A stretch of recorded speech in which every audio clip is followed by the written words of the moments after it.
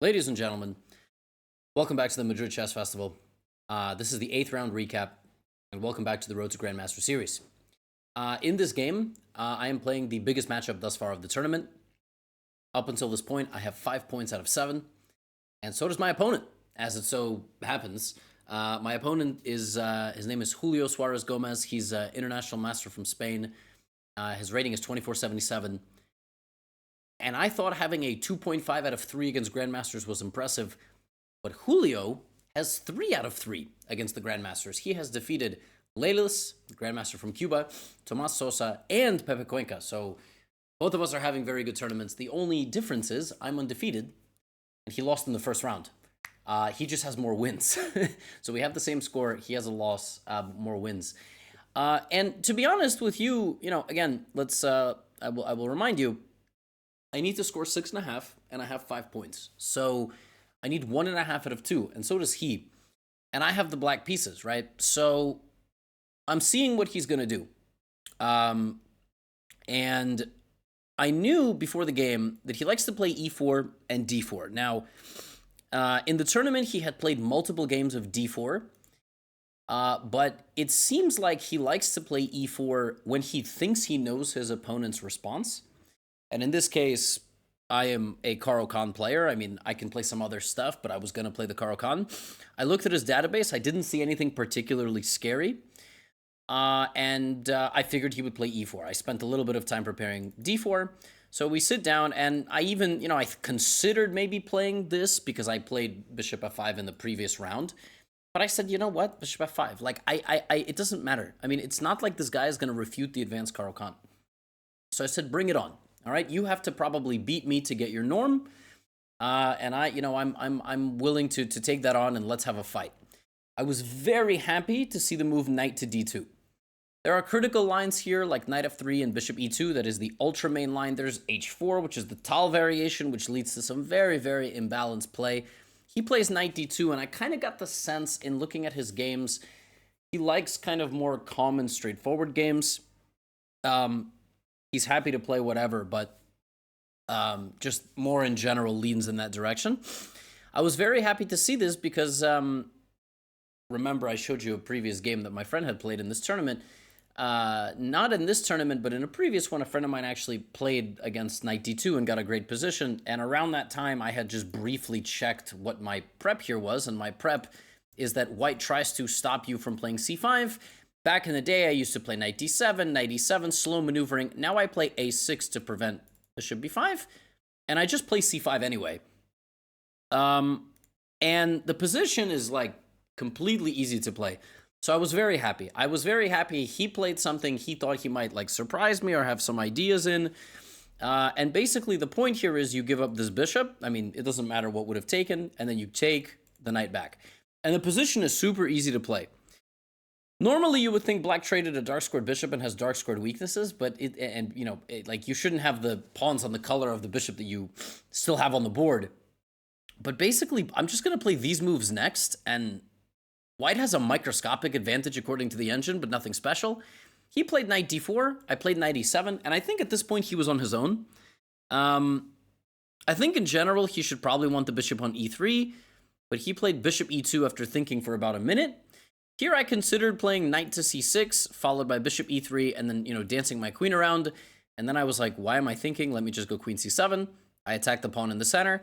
And he plays f4, which I thought was a bad move. Like, I know we're very early in the game, but I already was like, I think he doesn't quite understand why he's putting his knight in the center, because I could have sworn it was to take my bishop. So without even thinking too long, I just said, now you can't take my bishop. So now my bishop is going to live in the center because you put all your pawns on dark squares. He castled. I played knight to c6, and he played bishop e3. And then I castled. I spent a few minutes. I considered in this position to take the knight right away. Point being, and I had this structure against the other Suarez, Adrian Suarez. This is a bad pawn structure. That pawn will be a weakness for the whole game. Also, white's dark squared bishop is just horrible. If white takes with the bishop, I mean, I'll just play knight f5 or knight c6. I will target the bishop indefinitely.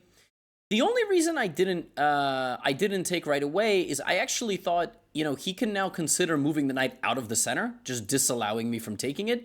And I thought this was actually pretty good for white. Like, not pretty good because then I wouldn't have allowed it, but I thought it was interesting, and I thought it's definitely an option. I'm going to let him consider. I don't want to make such a committal decision right away. And he thought for a long time. He played bishop f2 after about 6 minutes. This move also, just like the move f4, gave me confidence. I did not understand the point of bishop f2 at all, but I realized it was probably to take with the queen, because he couldn't do it previously, because I would simply fork him. So I was like, okay, that makes sense. But I'm still going to take on d4. Now I spent 6 minutes here. And I spent 6 minutes because I can't really make any other progress. Like, I thought I came up with a really clever plan. The point is, he's obviously not going to bring the bishop back. He just moved it out of the center. And here, I was very happy to play this move f6. When I found the move f6, you'll notice I played it pretty fast after taking on d4. I already decided I was going to win this game. Like, I played f6, and I said to myself, we're playing for a win. This is a very unbalanced position. Bishops for white, bishop and knight for me. Very strong bishop in the center. I have no idea how he's going to possibly create counterplay here. I'm just like threatening knight c6, and I'm already threatening to win material, and this piece is really bad. But when I played f6, I knew obviously it was the best move, but I was mildly concerned about this move bishop to g4. Because I didn't quite know, like, how do I defend my pawn? I mean, do I defend passively? Do I defend aggressively? Yeah, and lo and behold, he played bishop g4. He spent 16 minutes. I think he realized that his position was under serious danger. Now, one of the things he could have done is probably take my pawn. I didn't know if I wanted to take with the pawn or with the rook. The rook felt more correct, but somehow this is also fascinating because I'm fighting for the center. I can use the g file maybe. But yeah, I was intending to take with the rook, at which point this is a big weakness. And if white ever plays g3, I think this is just like horrible. I mean, I don't know how I'm going to win here, but now my bishop will live on e4 forever. Like, he will never be able to trade it.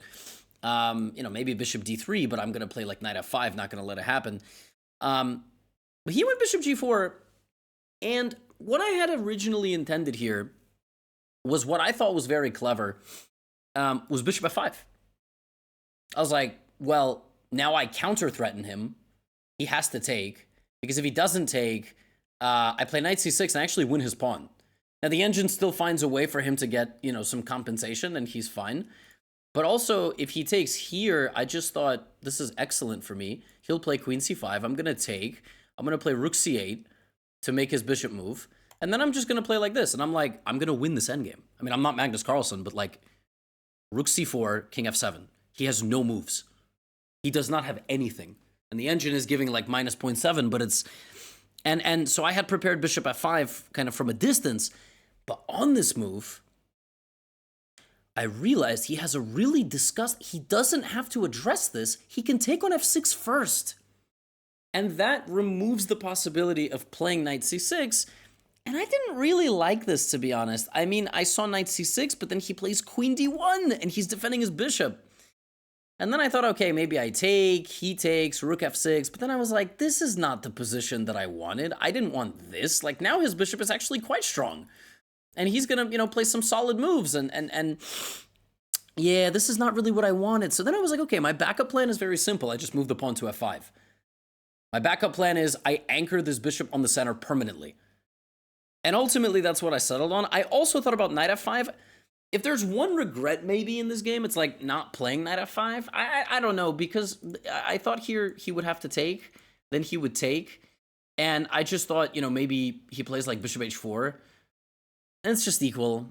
I don't know. But then I was like, no, we're playing for a win. And then I attacked his queen. I thought he would go back, but he went here. So in my mind, I'm thinking, okay, he's trying to trade queens with me. And also, I do have to respect this. Like, if I sit and do nothing, his next move is b4. Or like, let's say bishop c5 first, like rook f7. And then he's going to play like b4. And what do I do, right? Like, I mean, he's going to play b4, a4. And then he's going to win because he's going to play b5. And then he's going to infiltrate. So when he played queen b6, I thought, okay, obviously I don't want to trade. We can trade. It's just equal. And I said, no, no, no, no, no. We're playing for a win. Like, I'm trying to win the game. He played bishop c5 after 20 minutes of thought, which I thought was the best move. But I thought the point was to defend against mate with the rook. And here, I thought, again, he probably should play like b4. Like, he should probably attack my queen side. But then he played here. And when he played this move for the second time in this game, I decided I'm going to win. Because that's not a good move. I don't know what the point is. I don't know if he's trying to get me to not play queen c7. I don't know if he's just trying to defend his pawn like from the other side, because, you know, defending it from the center is a bit cramped. Like maybe he wanted to play queen back.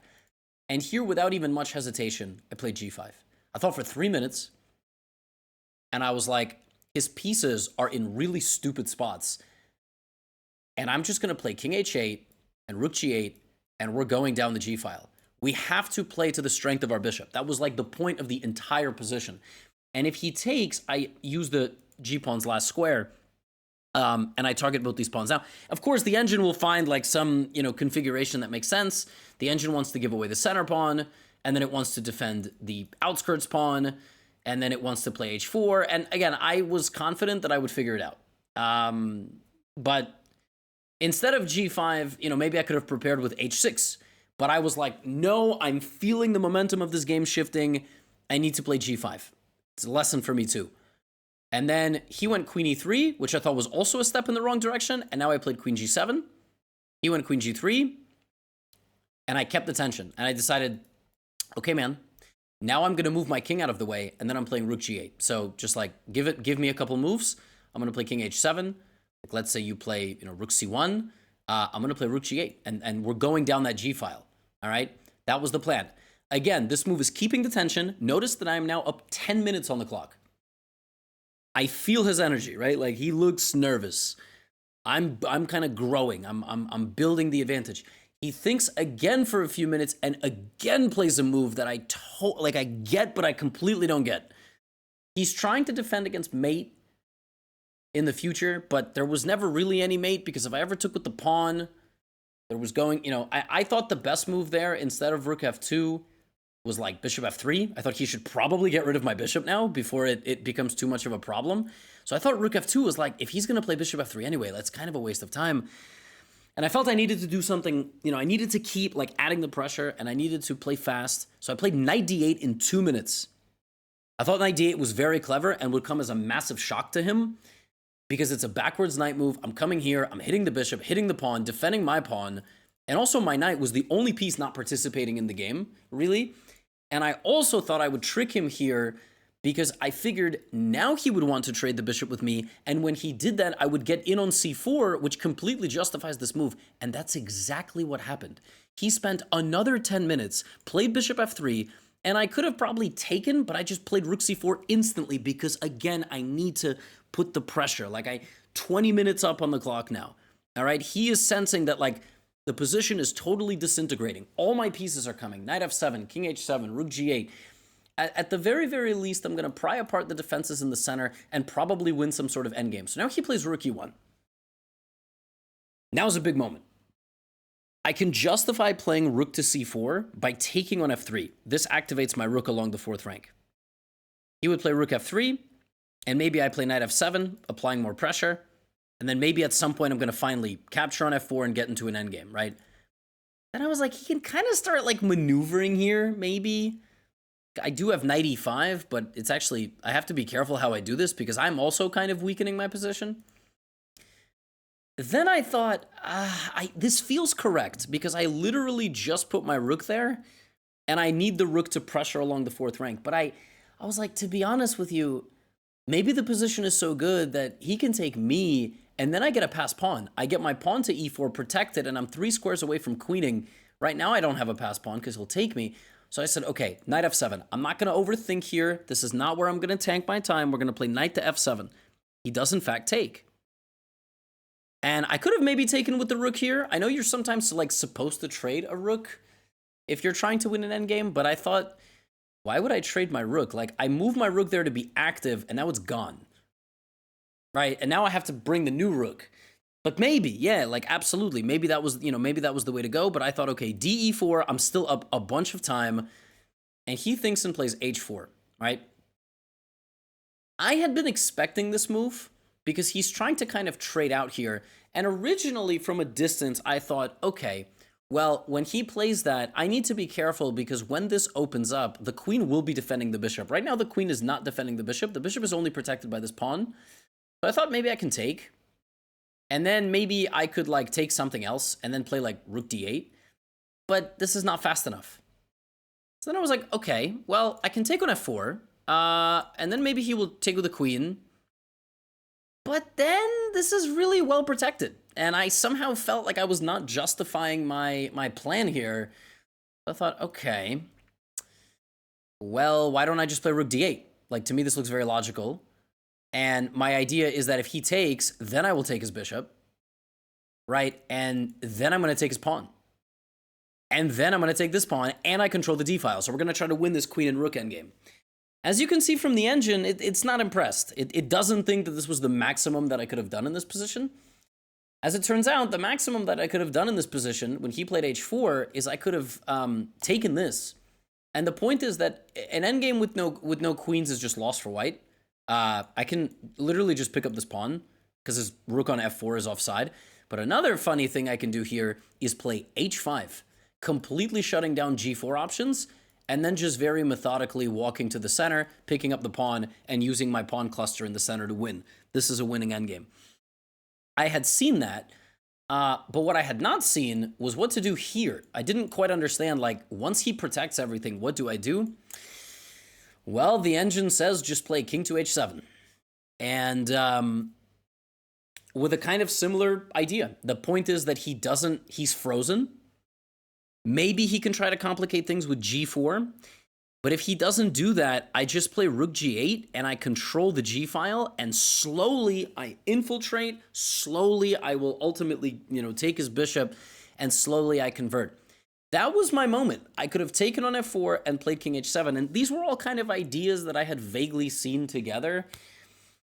But I thought what I did was fine, which is rook d8, take, and knight takes. I'm up 22-7. And when we got to this position, I thought, okay, well, first of all, I'm threatening knight f3 check, right? My queen attacks his queen. So I thought, okay, maybe he'll have to play king f1. Moves like king f1 are always a bit of a shock to the system, because you sense something is wrong, but you can't figure out why. And very quickly, I start realizing this is not as simple as I thought it was. Like, for instance, let's say I just do nothing, right? Well, let's say, just a couple moves past. The crazy thing about this position, like, let's say the king escapes. I'm losing because my king is actually very weak. It's sort of hidden because I've been pressuring the whole game. And one of the reasons I had to not let him take twice near my king was to not allow this situation. So I started thinking, like, okay, this is a little bit annoying. Maybe I just don't let him run away. Maybe I play queen h6. And the point is that if he tries to run away, I'm going to check him. Now, queen h6 allows a fork, but then queen h1 and queen h5, and I thought, okay, this is a draw. However, it's kind of deceiving, but he's actually very close to launching a very powerful counterattack. Like, he has two rooks ready to go on the dark squares, where he's stronger and all my structures on the light squares. So I thought for a long time, and originally my intention here was to play knight f7. I calculated knight f7, but after queen f4, I didn't quite see the way. So ultimately, I decided that after queen f4, I was going to play queen h6. I thought this was very smart. I was like, oh, we're going to trade queens, and then I'm going to put my knight on g4. And this is just a good position for me. Like, the knight on g4 clamps everything down, then I'm going to bring my king, then I'm going to slowly try to win the game. Okay? So then I thought, well, what about knight f7, queen h4? That looks very dangerous. But then I was like, it's not dangerous because I have queen h6 again. My knight is defending both of my pieces. And I thought, okay, well, what about rook e3? I mean, this looks like a logical move. It defends the queen, and he's got some ideas there. And I was like, oh, but this doesn't work either. because I'm going to take the bishop first. It's important I take the bishop, otherwise this is a check and I can't escape. But I take the bishop, and then my knight is gone, so I can run away. So I thought, okay, it looks like knight f7 is the way to go. None of this works. Knight f7 is good. I also thought about maybe king f7 and bringing my rook. I spent a lot of time here, but I was like, I don't see a win. Maybe I can give up my pawn, like aggressively sacrifice, try to do some stuff on the 4th rank to justify my rook's presence. But that was sort of inconclusive in my mind as well. So ultimately I said, okay, great. Knight f7, here we go. We're going to win this endgame. And he blitzed out rook e3. Like, didn't even hesitate. I guess 2 minutes. He played rook e3. And I sat there and realized that I had made a huge mistake. I made a huge mistake. In all of my branches of variations where I was trying to win this game,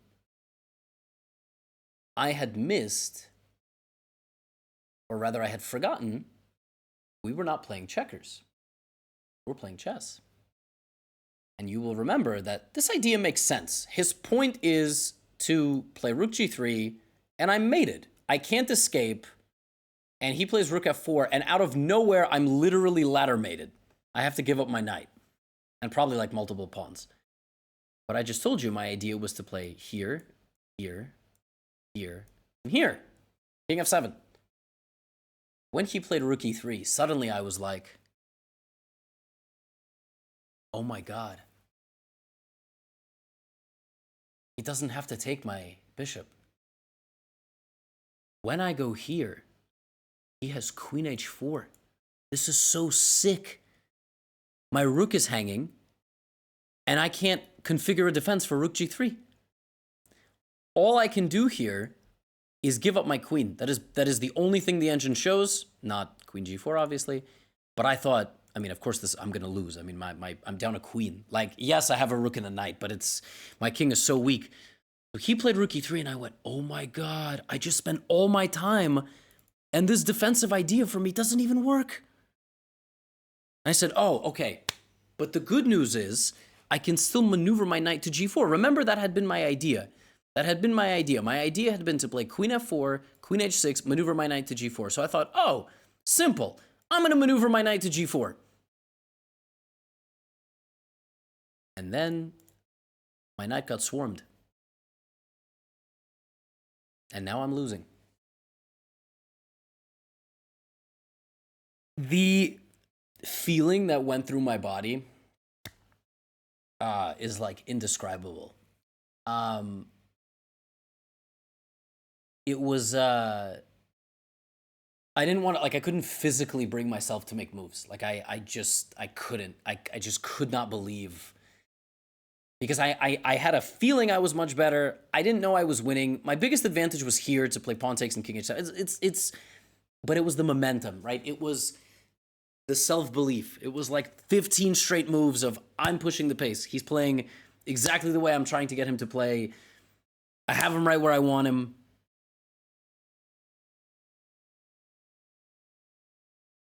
And now I lose.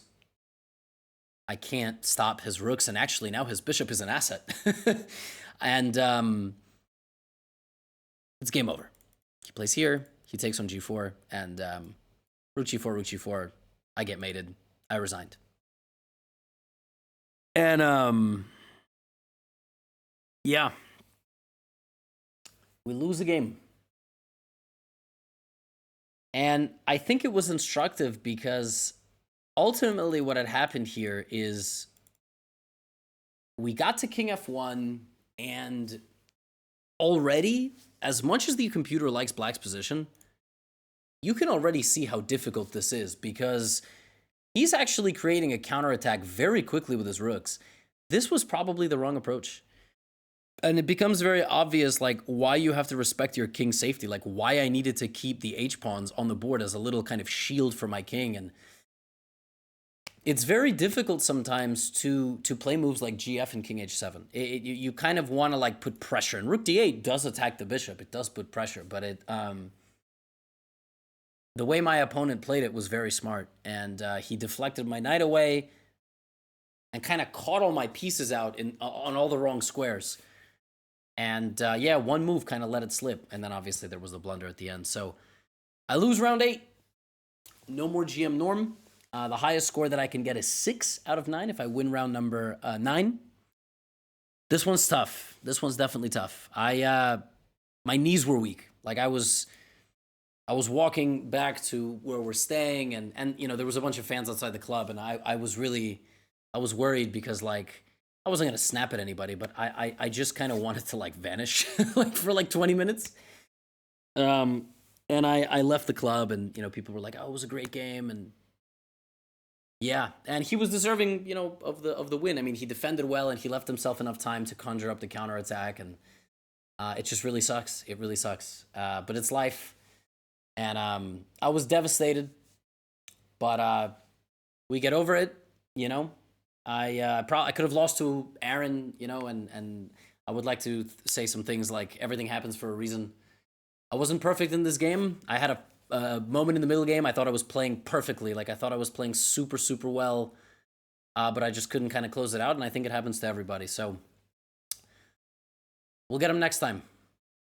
I'm still up over 23, 24 elo points. I can obviously win the last round and get over, you know, close to 30 points up. But 5 out of 8. We lose round 8. All Julio needs is a draw in the next round to get a GM norm. So, you know, we kind of lost to the guy that's playing really well. And there's not much we can do. So, good game to my opponent. Heartbreaking, but, you know, I still need to gain like 150 points and get 3 norms to become a GM. Had I unretired and gotten a GM norm instantly, it would have been pretty sick. But, you know, that's all I have for you today. Do the Chesley Community Challenge. Log in, do your daily tasks, so you can hit level 3. And I'll see you for round number 9. The road to GM continues. It's not over. There's going to be setbacks. Get out of here.